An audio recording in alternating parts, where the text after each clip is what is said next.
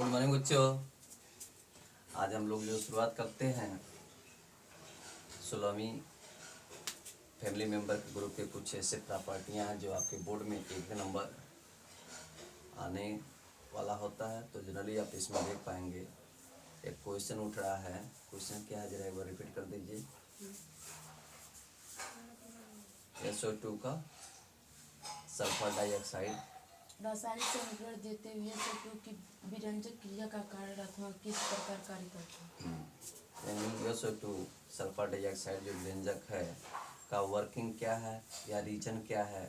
तो उसमें सबसे इम्पोर्टेंट चीज़ ये आप जान पाएंगे कि जनरली यदि इसको बेसिक कॉन्सेप्ट पर लिया जाए, कोई भी रंगीन पदार्थ, रंगीन यानी कलर वाला सब्सटेंस जो है वो कन्वर्ट हो जाता है कलरलेस में हो जाता है, कलरलेस सब्सटेंस में हो जाता है। बिकॉज रीजन क्यों होता है, क्योंकि सल्फर डाइऑक्साइड जो है जब आप रिएक्ट करा रहे होते हैं इससे हाइड्रोजन के साथ और उसमें आप इंक्लूड कर दीजिए वाटर, तो वो जो है सल्फर डाइऑक्साइड के साथ जब रिएक्ट करता है तो बेबी जो है हाइड्रोजन बाहर निकल जाता है, बाकी जो बचता है उसको लिख लेते हैं। और फिर उसको जब हम रंगीन पदार्थों के साथ, जैसे आप वनस्पति ले लीजिए, पुष्प ले लीजिए, ठीक है, ये सब जो कलरलेस कलर होते हैं, और जब इसको जो है हम रिएक्ट करा देते हैं तो रंगहीन हो जाते हैं, कलरलेस हो जाते हैं। तो आइए समझते हैं। SO2 की बात कहा गया है। हम supposing the SO2 sulphur dioxide plus यहाँ पे मैं 2H2 यानी वाटर से रिएक्ट कराता हूँ तो गिव्स एसोसिएट। यहाँ पर जो है हमें हाइड्रोजन बाहर निकालना है, तो डेट मीन्स हाइड्रोजन बेबी यहाँ पे बाहर निकलेगा। तो आप ऐसे लिख सकते हैं यहाँ पर यस, ठीक है, यस। फिर यहाँ पर आप देखिए यस, यहाँ पे 2 ऑक्सीजन यहाँ पे, एक सल्फर है, H2A है, ठीक है। तो यहाँ पर हमें इसको इस तरह से भी लिखना है। यस यदि हटाएं तो लिखिए H2SO4, ठीक है, ऐसे लिखें। अब बताइए 2 2 जा 4 हो जा रहा है, यहाँ पे 2S हो जा रहा है, SO4 4 2 8 हो जा रहा है। तो जनरली हम क्या करें, बैलेंसी भी देखते रहते हैं।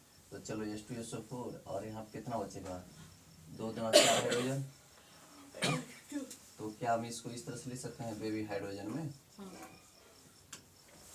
जब का बेबी हाइड्रोजन, इसी को क्या बोलते हैं, नवजात हाइड्रोजन या शिशु हाइड्रोजन। तो देखिए यही बताएगा कि ये जो विरंजक वाला पार्ट के साथ हम विरंजक के साथ इसको हम रिएक्ट कराते हैं, तो रीजन ये हमारा होगा SO2 को कि यहाँ से वाटर से जब इंक्लूड होगा, वाटर से रिएक्ट करेगा तो जनरली ये क्या सल्फ्यूरिक एसिड में आपका कन्वर्ट हो जाएगा, ठीक है, सल्फ्यूरिक एसिड। और यहाँ पे आप दिखा पाएंगे ये बेबी हाइड्रोजन क्रिएट करता है। अब जब हाइड्रोजन क्रिएट करता है, बैलेंस भी देख लीजिए, बैलेंस बने गया है, 2 2 2 4 4 हो गया है फिर। जब इसमें हम अब इसमें कोई कलर सब्सटेंस लेते हैं,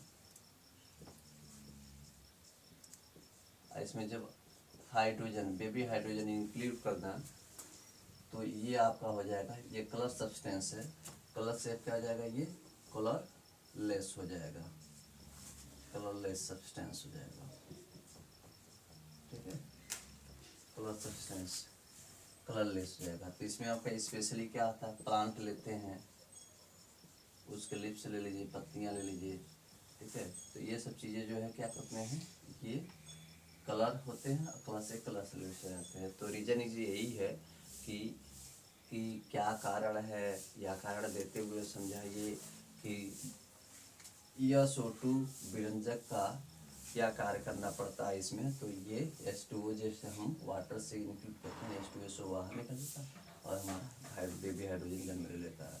सिंपल सा इक्वेशन है, ठीक है। तो आई होप आपको समझ में आया हो। आइए नेक्स्ट पर बढ़ते हैं। चलिए अब देखते हैं इसी में यदि क्वेश्चन और ऐड कर दिया जाए कि what is the reason, what the reason कि जो सुक्रेंस यानी सुक्रोज या चीनी होता है वो जो है काली क्यों पड़ जाता है। यदि संपर्क में आता है, लकड़ी ले लीजिए, लकड़ी को छोड़िए तो आप कागज़ ले लीजिए या अन्य कोई ऐसे पदार्थ होते हैं उसके संपर्क में आने पर जो है काले पड़ जाते हैं। तो जनरली योर आंसर यही होगा कि भाई हम सपोज करते हैं कि यदि वह संपर्क में आता है, चाहे लकड़ी चाहे कागज़ चाहे और किसी पदार्थों के संपर्क में आता है, तो जो उसकी क्षमता होता है ना, यानी निर्जलन के कारण, निर्जलन समझ रहे हैं, निर्जलन के कारण जो है वो जो क्या हो जाते हैं, झुलस कर काली पड़ जाते हैं। आप सपोज करो पार्टी सार्टी करते हो ना, पार्टी, तो आप एज ए चिकन उकन ऐसे समथिंग जो है आप जो है उसको हिट करते हो, आप उस दूरी पर जो है आप अपना हाथ रख रहिए।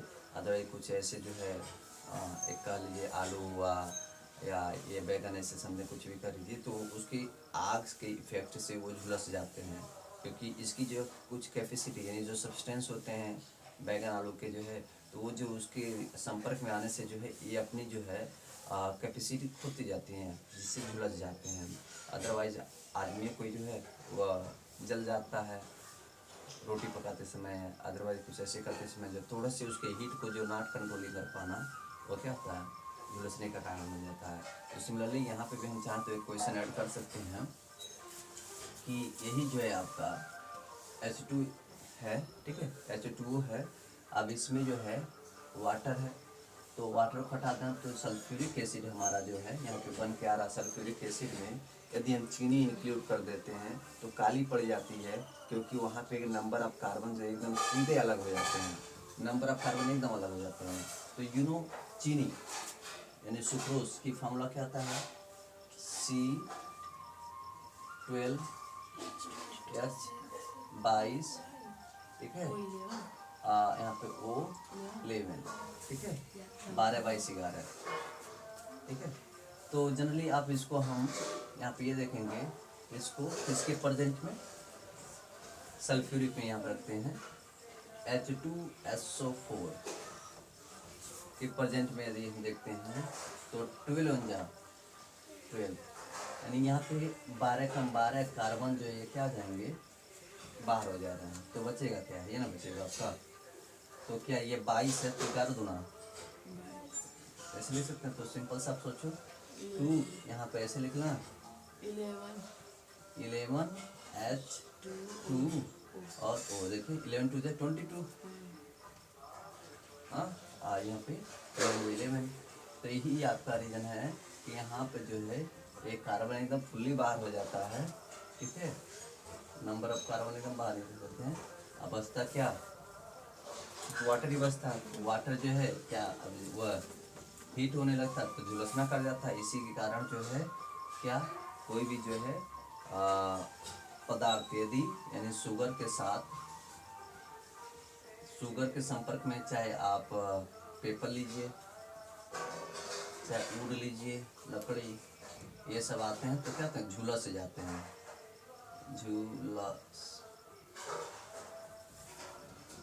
झुलस जाते हैं, ठीक है।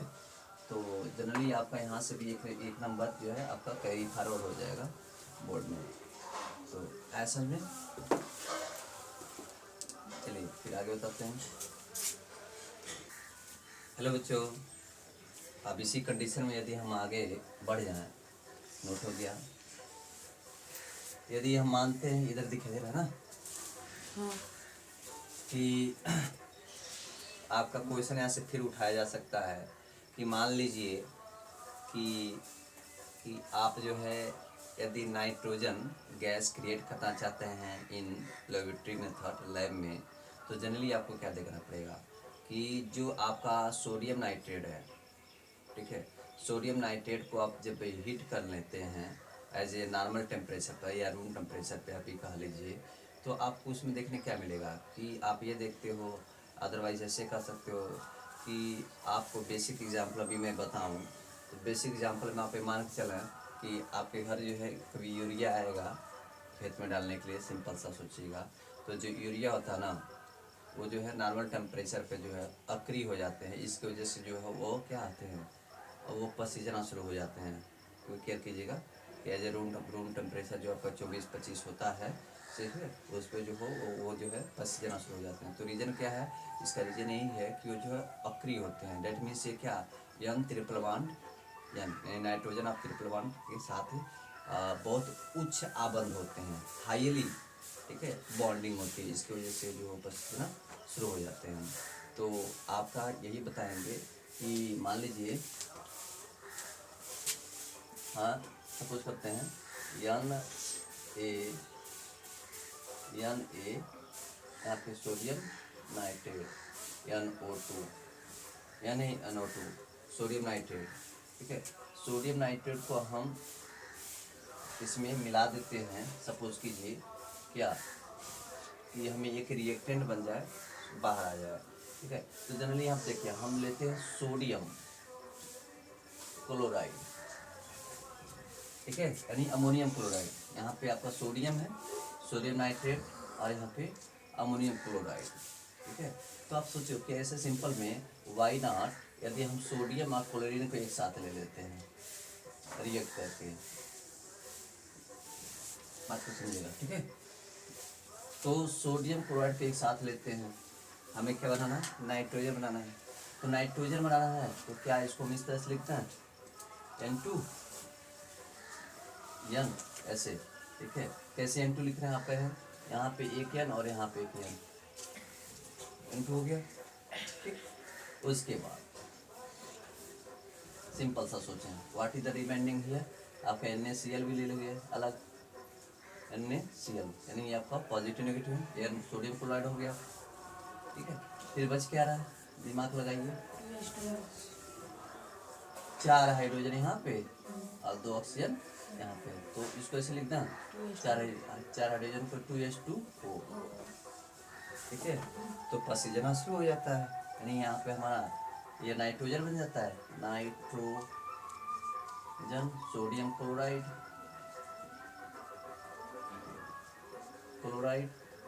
And this is your water, और ये आपका हो गया सोडियम यहाँ पे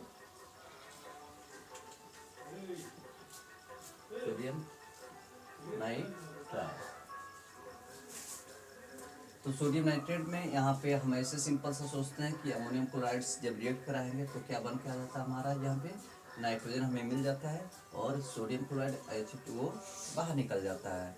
तो इसके प्रॉपर्टी में भी आप बोलते हैं, इसके जो प्रॉपर्टी होती है लैबोरेटरी मेथड में, कि प्रॉपर्टी दिस इज द क्या, टेस्टलेस, कलरलेस एंड टेस्टलेस, वही स्वादहीन हो गया, कलरलेस यानी रंगहीन हो गया, और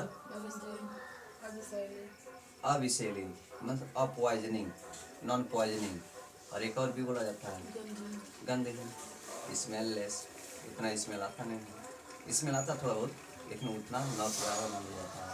तो this is the property of the laboratory method of the to receiving to get क्या, नाइट्रोजन। ऐसे में सिंपल सा आपको यहाँ पर दिमाग लगाना रहेगा कि भैया कभी भी सोडियम और नाइट्रेट यानी सोडियम नाइट्रेट के साथ यदि हम रिएक्ट कराते हैं तो अमोनियम क्लोराइड इज कंपल्सरी, और उसके साथ रिएक्ट कराइए तो नाइट्रोजन बाहर लेके चलिए, अमोनियम क्लोराइड एक साथ लेके आइए, वाटर एक साथ लेके आइए, ठीक है। तो आपको दिखा सकते हैं। और यहाँ पे भी ध्यान रहे, यहाँ पे क्या है, ये कॉन्क रिप्रेजेंटेशन करता है, यानी कॉन्क में सांद्र, जैसे यहाँ पर आपका पढ़े ना H2SO4, तो H2SO4 में एक जो होता है कांक वाले में, लैब में जाएंगे H2SO4 एक डाइल्यूट होता है तनु जिसे बोलते हैं H2SO4, यह तनु के साथ आता है, ये गैस के साथ आता है, सांद्र के साथ आता है। ये चीज़ याद रहे, ठीक है। लैब में बड़ी से दोनों मिलता है, तो आप कौन सा कहाँ पे यूज़ करें ये चीज़ आपको ऑब्वियसली मालूम होना चाहिए। तो आई होप समझ में आया, फिर आगे बढ़ते हैं।